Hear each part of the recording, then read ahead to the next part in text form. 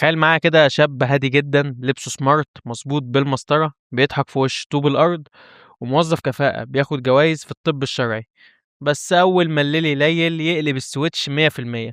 بينزل الشارع بكل دم بارد يصطاد القتلة والمجرمين، يلفهم بستريتش بلاستيك، يقطعهم ويرميهم في البحر، وياخد نقطة دم من كل واحد. ليه ياخد نقطة دم؟ عشان يحتفظ بيها في علبة أزاز صغيرة للذكرى. الشاب ده اللي بالمواصفات دي الطبيعي والسهل أوي إننا نقول عليه ده مريض نفسي يا جماعة، ده ما عندوش أي مشاعر، ده إنسان من خشب.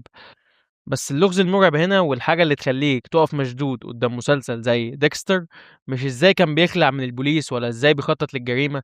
اللغز الحقيقي هو ازاي الوحش ده كان عنده قلب بيعرف يحب، وازاي واحد اتربى من صغره على ان مشاعره ميتة يقع في الحب بالمنظر اللي هنشوفه، يتوجع يتكسر وتجيله لحظات يترجى فيها الدنيا عشان يعيش حياة طبيعية. ناس كتير أول ما بتتفرج على المسلسل بتفتكر إن ديكستر لما دخل في علاقات مع ستات كان مجرد بيمثل، يعني بيعمل حيلة كده عشان يغطي على مصايبه، وعشان البوليس وجيرانه يقولوا عليه ده راجل بتاع بيته وابن حلال ومستحيل يعمل أي حاجة غلط. بس الحقيقة بقى اللي تخضك وتخليك تفكر تاني إن ديكستر حب بجد. على طريقته المعقدة دي وفي وسط الظلام اللي عايش جواه كان عنده رغبة متوحشة إنه يتفهم، إنه يلاقي بني آدم واحد بس في العالم يمسك إيده يبص في عينيه ويشوف الدارك باسنجر اللي جواه، ويقول له أنا عارف أنت إيه وقابلك وحبك زي ما أنت. العلاقات في حياته ما كانتش مجرد شوية دراما محشورة في المسلسل عشان يطولوا الحلقات وخلاص. العلاقات كانت الصراع الأبدي والوحيد جوه دماغه، الصراع بين السيريال كيلر اللي عايز يقطع الناس والبني آدم اللي جواه اللي محتاج حد يحضنه، محتاج حد يطمنه. كل ست دخلت ديكستر ما كانتش مجرد حبيبة ولا قناع بيستخبى وراه، دي كانت مراية، مراية بتعكس حتة مستخبية جوه روح ديكستر. واحدة كانت النور اللي صحى جواه البني آدم بالهداوة، عرفته بالبلدي كده يعني إيه يشيل مسؤولية ويبقى له بيت وعيلة.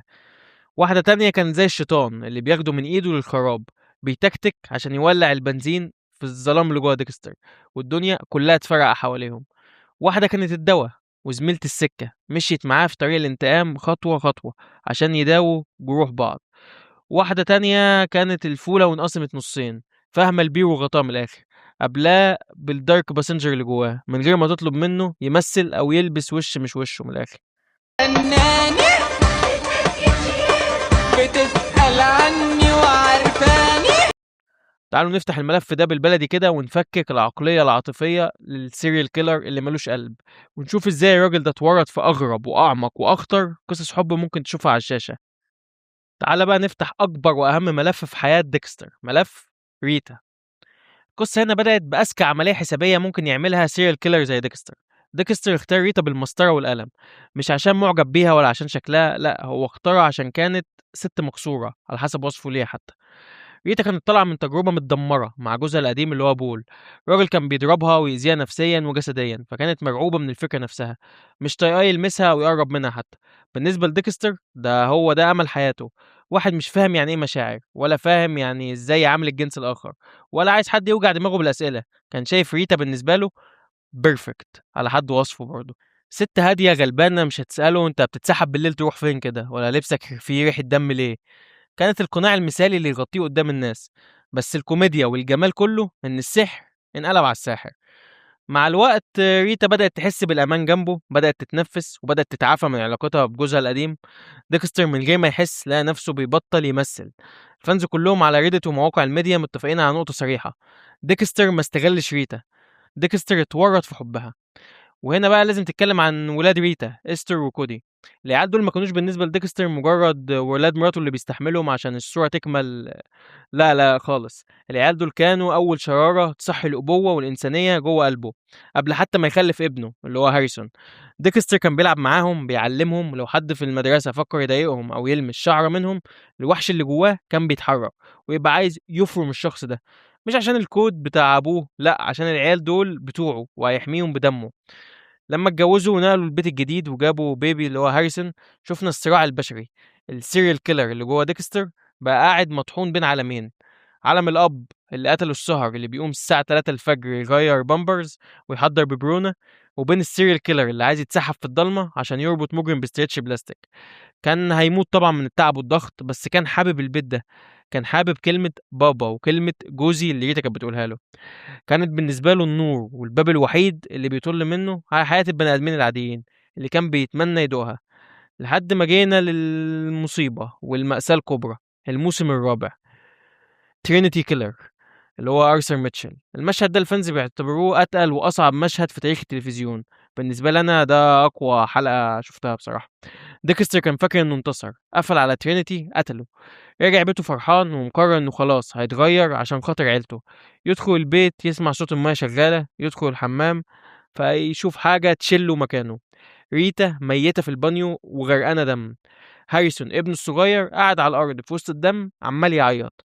نفس اللقطة اللي ديكستر اتولد فيها وهو طفل، واللي صحت جواه الدارك باسنجر. الصدمة دي ما كانتش مجرد خسارة لست بيحبها، دي كانت الكسرة النفسية اللي قسمت ظهر ديكستر نصين. ديكستر ما بيعرفش يعيط زي الناس الطبيعية عشان عقله مش متبرمج كده، بس رد فعله كان مرعب. دخل في حالة ذهول وبدأ يكسر في المكان بغضب زي المجنون. وفي أول حلقة اللي بعدها حاول يهرب ويسيب كل حاجة. قتل واحد في حمام بنزينة من غير ولا كود ولا تخطيط ولا أي نيلة، بس عشان يفرغ الشحنة اللي هتفرقع جوه قلبه دي. الجمهور والفانز لحد النهارده بيقولوا ان موت ريتا كانت النقطة اللي مات فيها ديكستر. بعدها المسلسل كله اتغير، وديكستر عمره ما رجع الزوج والأب بتاع زمان. ريتا كانت القناع اللي بيحميه من ظلامه حتى، ولما راحت اكتشف ان حبه الصادق ونقائها هما اللي جابوا أجلها، وان الوحش اللي جواه مش بس بياكل المجرمين، ده بياكل أكتر ناس حبهم في حياته. ويلا بعد ما اتكلمنا عن الهدوء اللي مع ريتا والدنيا اللطيفة أوي اللي معاها، يلا نخش على ليلى، الفتنة، الشيطان اللي طالع من جهنم.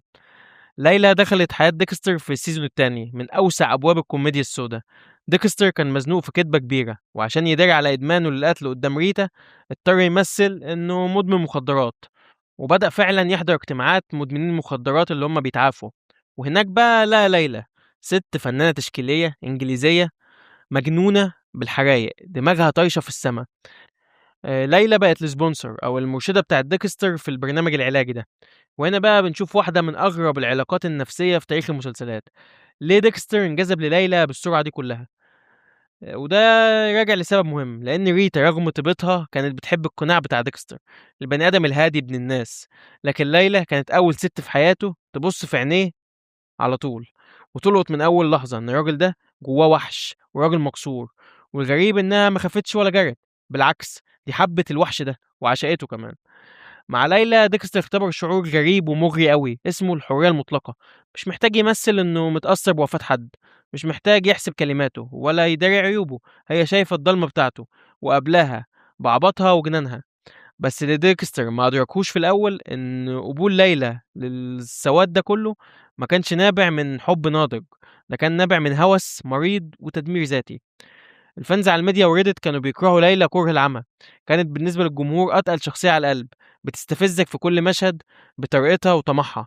بس في نفس الوقت كل معترف إن وجودها في السكريبت كان ضربة معلم من الكتاب. ليه؟ لأن ليلى كانت عبارة عن تجسيد خام للظلام من غير كود هاري. ليلى ورت ديكستر الحقيقة المرعبة، إنك لو سبت الوحش اللي جواك يعيش من غير قواعد ومن غير أي فرامل، يعني من الآخر من غير كود، هتتحول لشيطان بياكل الأخضر واليابس. ليلى كان عندها جنون امتلاك. لما لقت ديكستر بدأ يبعد عنها ويفوق ويرجع لريتا ولبيته وكل ده، اتجننت مليون في المية. بدأت تطارده، ووصل بيها الجنان إنها ولعت في شقتها هي شخصيا عشان تجيب رجله بس. والجنان زاد ووصل للقمة لما اكتشفت سر ديكستر وعرفت موضوع جيمس دوكس اللي كان ديكستر حابسه في الكوخ. ليلى عملت ايه؟ راحت ولعت في الكوخ بالغاز، والمبنى فرقع بدوكس. كل ده عشان تحمي ديكستر، وهي فاكرة انها كده بتقدم له هدية الحب الأبدي. بس الحركة اللي جابت أجلها وحكمت عليها بالإعدام إنها خطفت العيال استر وكودي، ولعت في الشقة وهم جوه عشان تنتقم من ديكستر. هنا ديكستر اتجنن بالمعنى الحرفي، لأننا زي ما قلنا العيال دول كانوا خط أحمر ونقطة الإنسانية اللي جواه. ديكستر أنقذ العيال من الحريقة، وليلى فص ملح وداب هربت على باريس فاكرة إنها هتنفد بجلدها. بس على مين؟ ديكستر ما بينساش، والوحش لما بيزعل ما بيرحمش. ديكستر سافر وراها مخصوص فرنسا، ما عملش بقى معاها غرفة قتل ولا لفها بستريتش بلاستيك زي العادي في اللي بيعمله في ميامي. العملية هنا كانت أسرع من كده بكتير، وتصفية حسابات شخصية.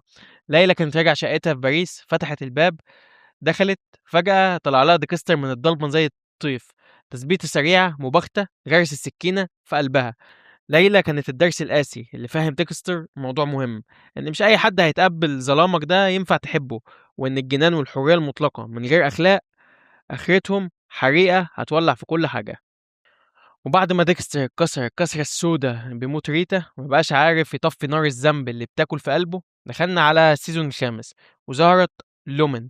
الظهور هنا ما كانش مترتب له خالص. ديكستر كان رايح يقتل واحد اسمه فاولر من الشلة المجرمة بتاعت جوردن تشيس. بعد ما قتله اكتشف ان الراجل ده كان حابس ست جوه قفص في المكان.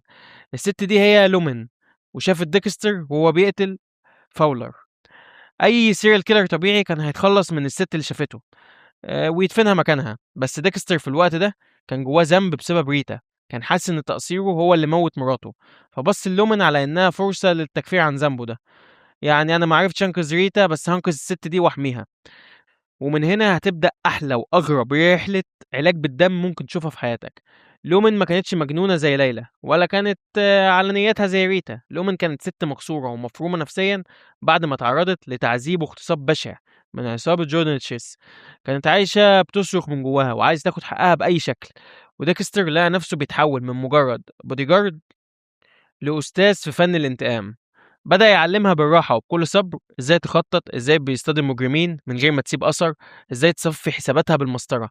ولأول مرة ديكستر جرب شعور انه يكون شريك في جريمة نبيلة. كان معجب بيها وهي بتسترد كرامتها، ولومن كانت شايفاه هو المنقذ، الراجل اللي شاف كل بلاويها وجروحها من غير ما يشمئز منها أو يقرف. الفانز على ريدت وفي كل حتة عندهم نظرية حلوة قوي عن ديكستر بلومن. بيقولوا ان لومن كانت الريباوند او مرحلة التعافي النفسي لديكستر. علاقتهم ما كانتش قايمة على الشهوة او المراهقة زي ليلى، كانت قايمة على العلاج النفسي. اتنين مكسورين بيسندوا بعض عشان يقفوا على رجليهم تاني.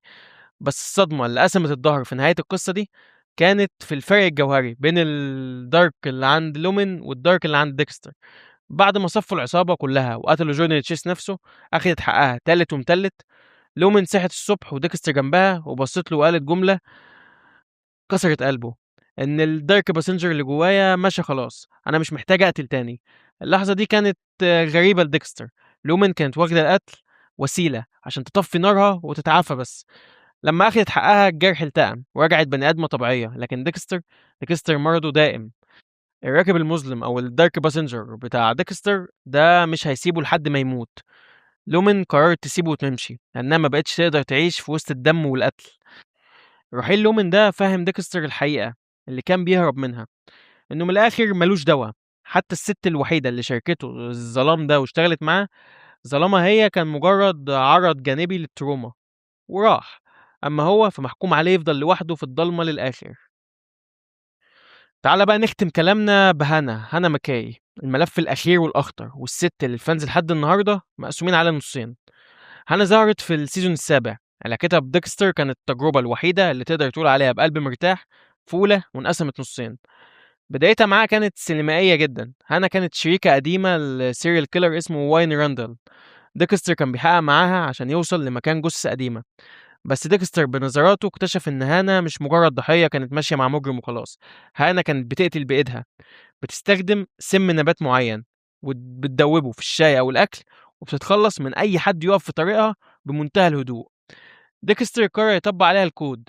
استدرجها، نيمها، جابها على ترابيزة القتل الشهيرة بتاعته، ربطها طبعا بالاسترتش ورفع السكينة فوق صدرها. وهنا حصل المشهد اللي صدم الكل. ديكستر بص في عينيها وهي بصت له ببرود تام من غير أي خوف أو من غير ما تستعطفه.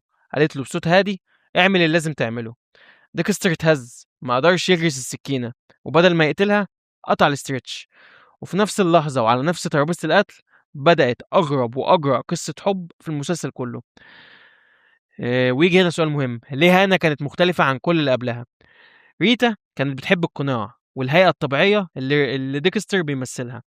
ليلى بقى كانت بتحب الجنان والخراب اللي جواها عشان هي مجنونة. لومن استخدمت الدارك اللي جوه ديكستر كعلاج عشان تاخد حقها، ولما اتعافت مشت. اما هانا كانت الوحيده اللي حبت ديكستر حب كامل، بالسيريال كيلر اللي جواه وبالبني ادم الطبيعي اللي فيه.